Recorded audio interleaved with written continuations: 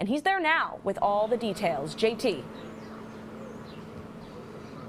That's right, Amanda. A beautiful day here in the Bronx turned violent this morning. Right behind me, it was all blocked off. It was a crime scene most of the morning. The police are continuing their investigation. They have a possible suspect in custody. There are surveillance cameras around here, several of them. There's no doubt they will be going through that video. A family is lucky to be alive today. The tragedy is they are now without a home, and sadly, a dog did die in this fire.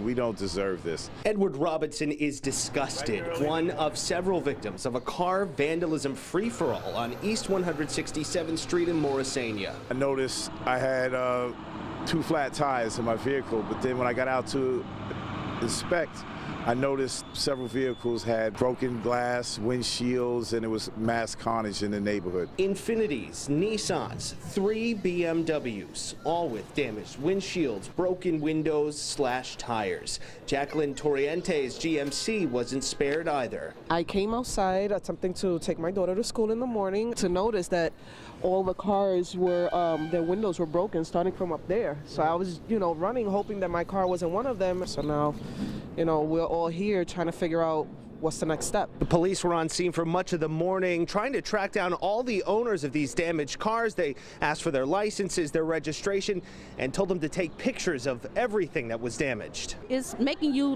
don't want to get a vehicle because you don't know what you're going to wake up to the next morning. These people have jobs to go to and all of that, but they can't go nowhere with busted windows and stuff. Police on the scene tell me about a dozen cars in all were damaged in the spree, but they also say they were able to use the many surveillance cameras in the area to take 2 men into custody in connection to the vandalism. In Morrisania, JT Fetch, News 12, The Bronx.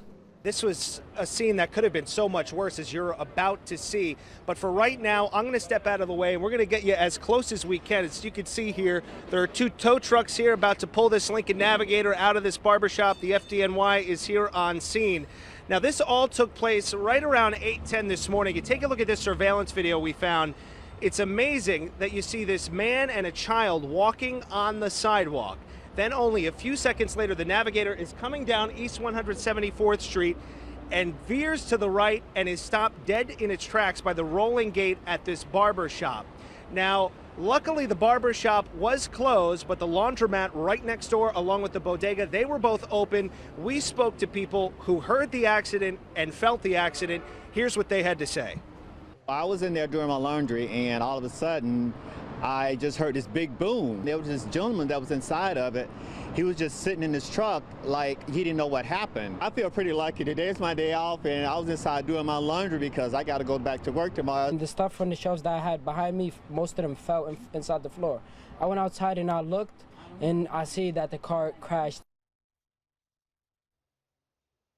Right, and the vehicle still is in here. You can see these 2 tow trucks are actually going to try to back out and pull this Navigator out by the side as it's kind of wedged in there underneath this barbershop.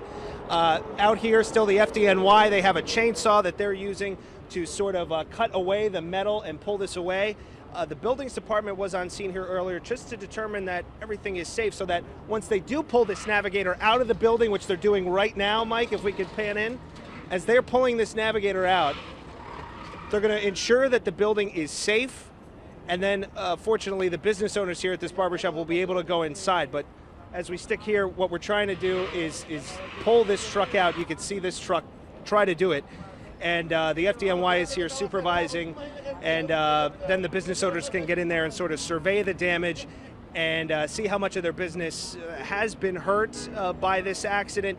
But again, the rolling gate was down, the business was closed. The driver of this SUV is now at a hospital, luckily with only minor injuries. But again, as you saw from that surveillance video, it's something that could have been a whole lot worse. The important thing here to note right now is that this is being called nothing more than poor behavior by 1 or more students, but it certainly got very many people very worried. The note, the graffiti that was found reportedly said, quote, "School shooting 5/15/17," and it prompted quite the response. Take a look, extra NYPD school safety officers here on the campus that houses 6 different schools. We also saw at least 2 officers officers from the NYPD's Special Counterterrorism Unit posted outside the front doors.